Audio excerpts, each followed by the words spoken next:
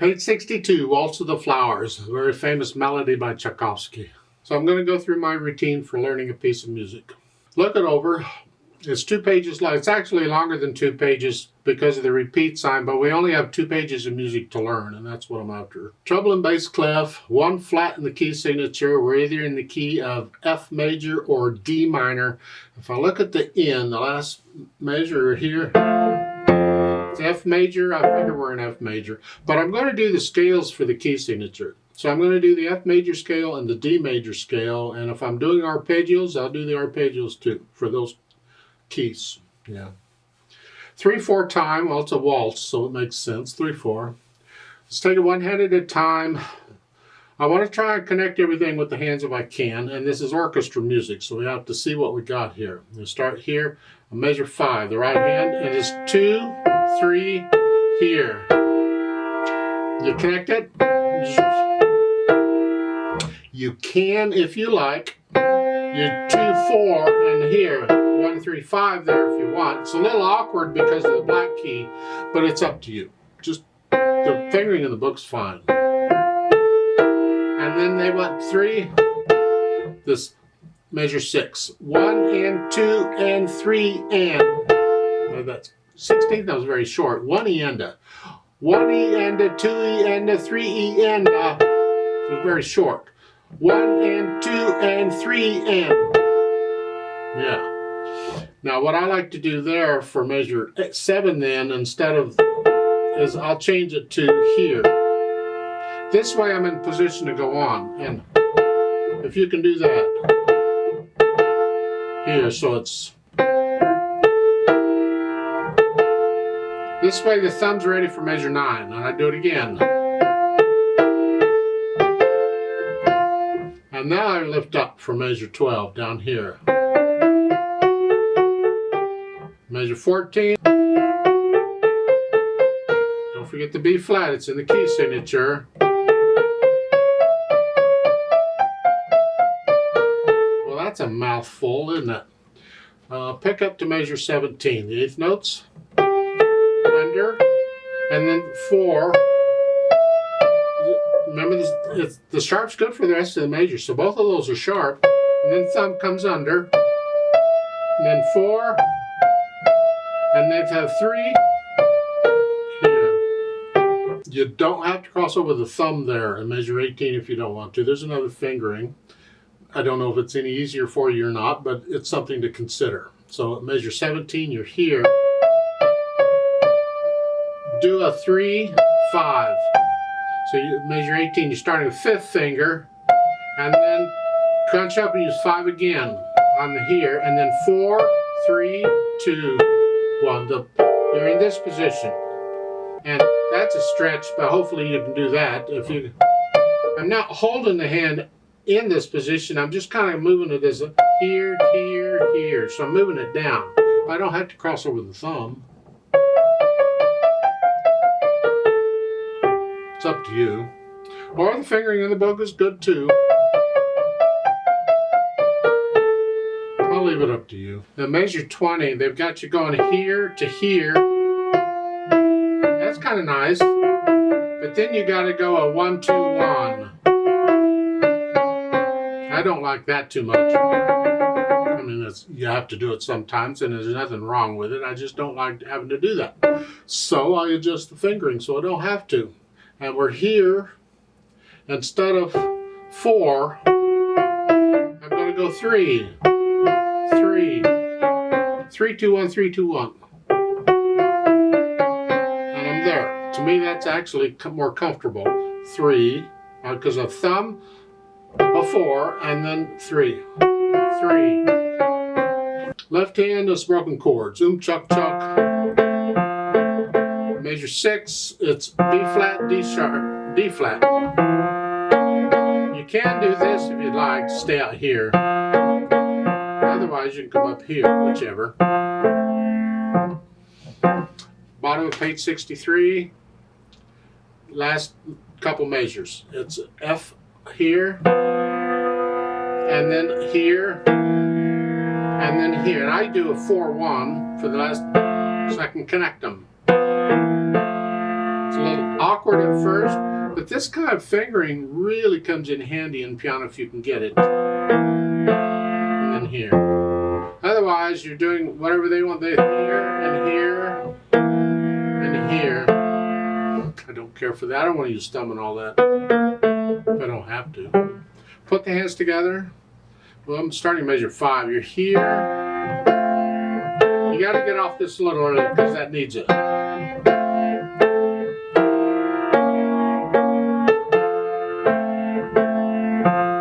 That's really all it is. Because when you get to the 8th notes, the left hand isn't doing much. Measure, measure 12, you're here.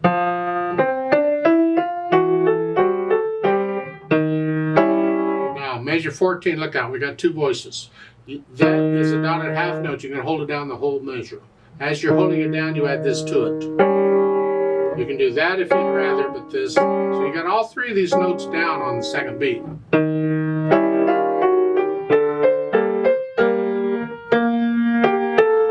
Hold this down.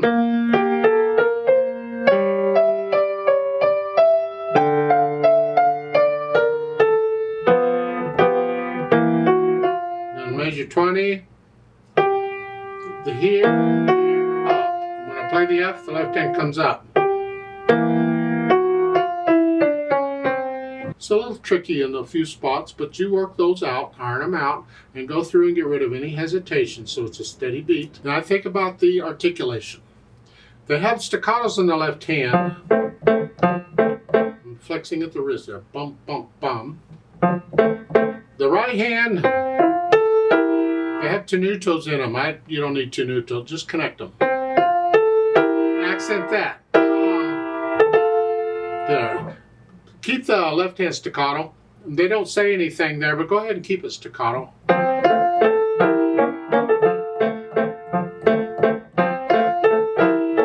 Just, can you do one hand connected and the other hand staccato at the same time?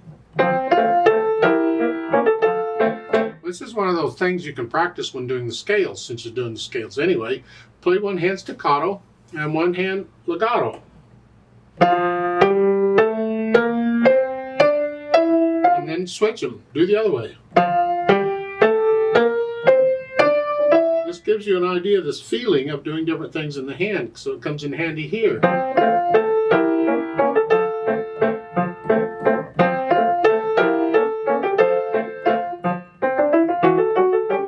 I'll measure 15. I want you to do the chuck chuck. Connect the. Okay, if you want to. In my mind, you could just play them staccato, but.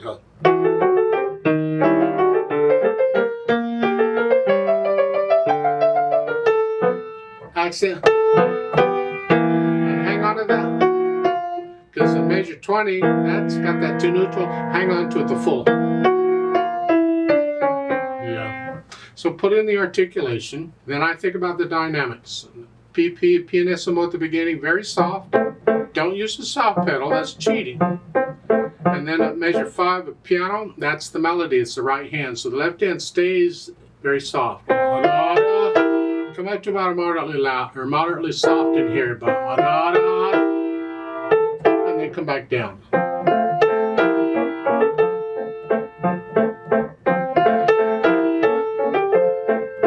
Soft, you go up.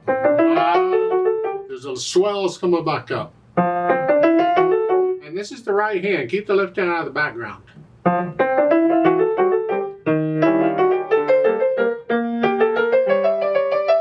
we go up to moderately loud. And then back down. Feel it. Listen to the recordings of the different orchestras playing this. You get an idea of getting into the music and feeling these dynamics. Speed-wise, well, it's a graceful waltz tempo. Isn't that delightful? Whatever you think that is. I don't know about the...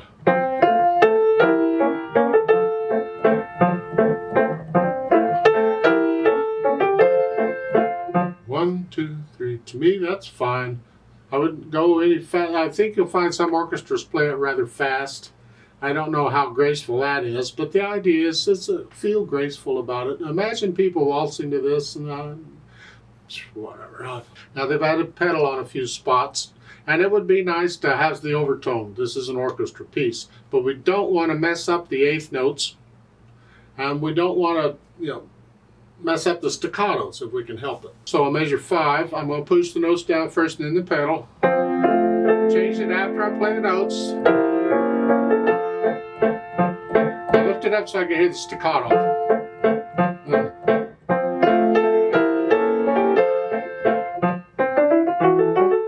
And don't pedal that part. This is measure 12, don't pedal.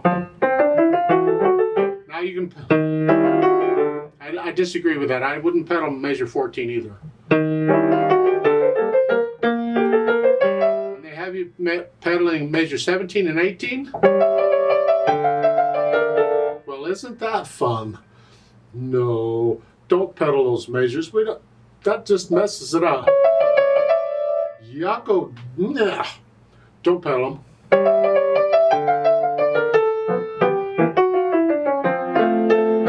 Really about the only thing I'm pedaling are these measures like measure 5, 6.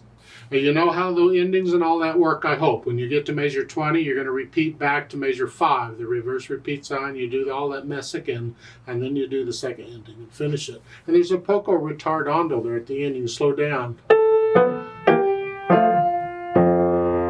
Okay, there are different ways of playing it. There are different ways of interpreting it. And if you'd like to make it longer, then just keep repeating it. However, go through that first ending however many times you want to and repeat it.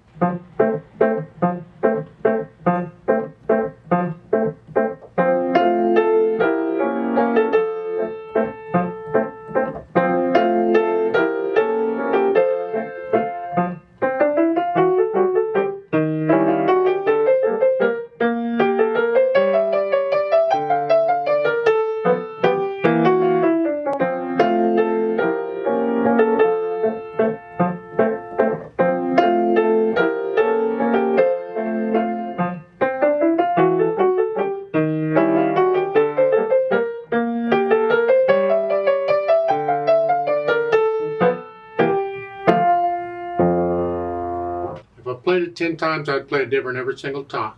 Because I play by feel, it's whatever I'm feeling, and I'm still experimenting. Remember the natural accent. We need to hear that 1, 2, 3, 1, 2, 3. Do it on that one. So it's 1, 2, 3, 1. 1, 2, 3, 1. Feel that all the way through. It's really important.